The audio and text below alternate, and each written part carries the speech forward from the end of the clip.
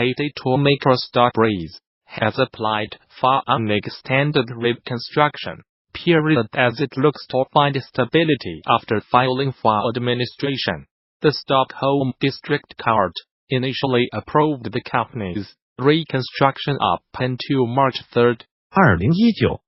but Starbreeze is now asking for another 3 months to get its house in order. It's been a rough couple of months for Starbreeze, with Chief Exec Bo Anderson leaving the company back in December after the underwhelming launch of Overkill's The Walking Dead lift item, Die Financial Straits.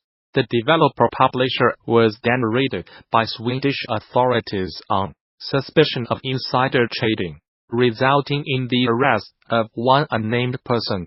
Moving forward, Starbreeze has pledged to carry out the restructuring plan it laid out back in December, and says it will continue to focus on its core business of internal development and publishing. It's also hoping to work with external parties to ensure that non-core operations can be developed in a positive way.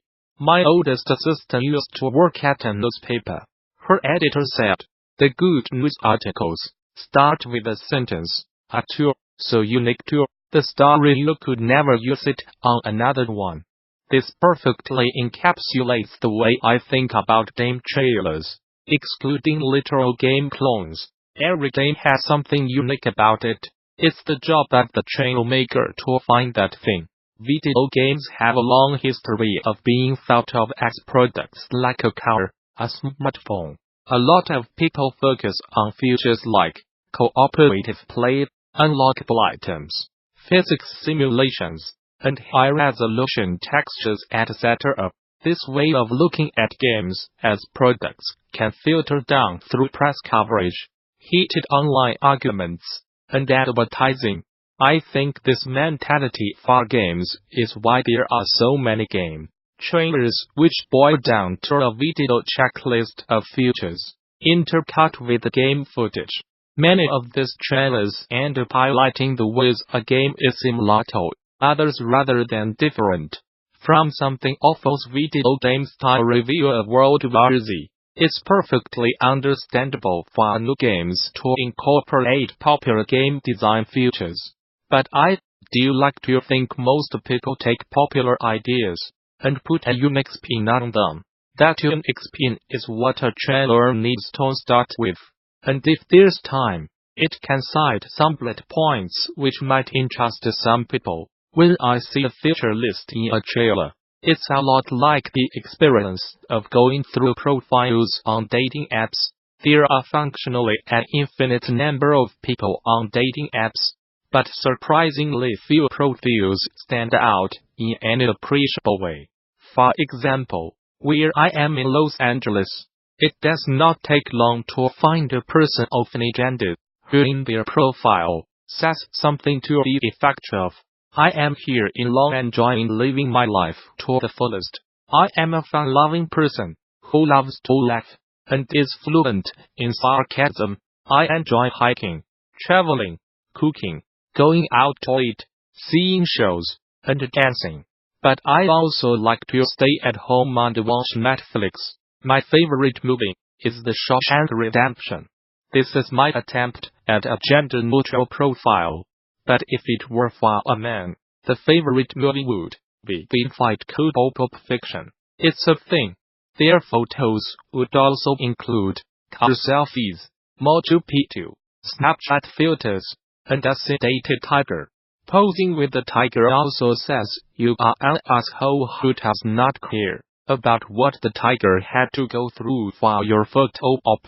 These common qualities quickly become meaningless and make the person seem uninteresting despite the fact there must be something which makes them unique from everyone else. There are a few key things which make a profile stand out.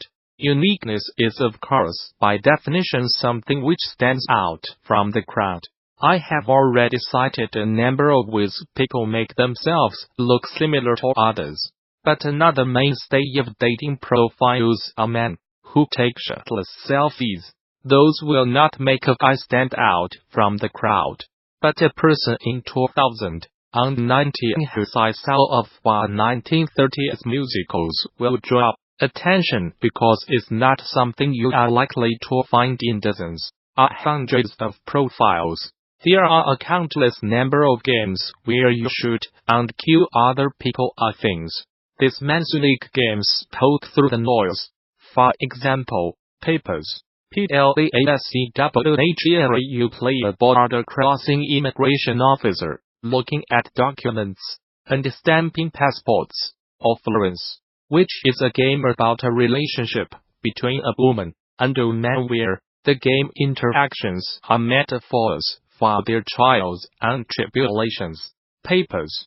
Please Stranger could. They cited its branching narrative, multiple endings, and the number of characters. But it did not. Specificity means digging deeper into an idea.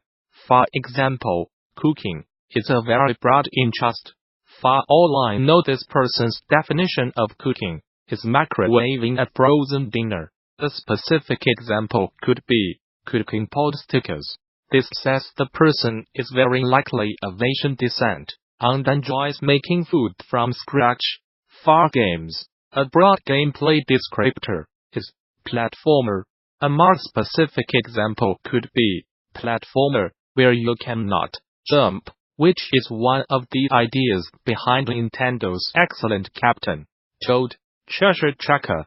Shameless plug, if you want a recipe, buy my mod's cookbook. Unique combinations can also draw attention.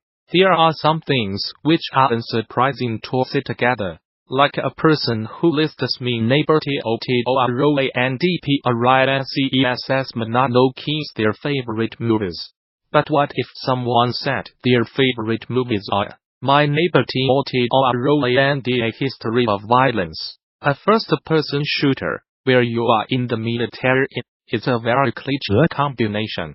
But a first-person shooter where time only moves when your movie is unique. There are a lot of games whose entire hook are based on unique combinations. The premise behind the Tokyo Jungle was created by mashing together two words which do not seem like they belong together. If this combination does not interest you, please check your posts. Unique presentation can make the exact same information seem entirely different. A common opening on dating profiles for people of all genders is, "My best friend says this about me. I do not know where this comes from. It makes me feel like there's one article somewhere which tells people to use this setup. But I have also read profiles which far better words stand out because of unique presentation. One I remember for being incredibly long. One used a lot of emoji. Another person chose to format their favorites into lists with only one item per line, instead of in a block of text. Presentation is what trailers have ultimate control over. INTDLCUTT and bullet points with game footage is the most basic way to do it.